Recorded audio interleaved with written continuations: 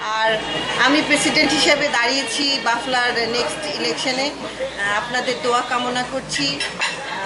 জাহান ভাই আপনার 21-এ অবশ্যই আমাকে সাপোর্ট দিবে, আমি আশা রাখি। মহিলাদের আসার দরকার আছে। এই যে বাফলার ভিতরে এত গন্ডগোল হচ্ছে,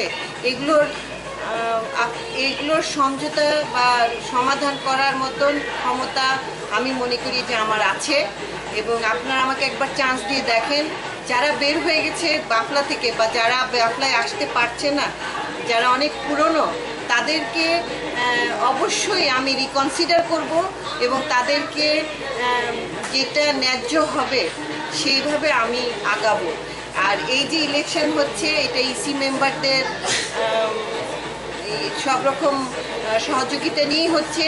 বাফলায় ইসি মেম্বারদের সবচেয়ে বেশি ক্ষমতা, তারা ভোট দিয়ে সব রকম অ্যামেন্ড করতে পারে, সব রকম তৈরি করতে পারে।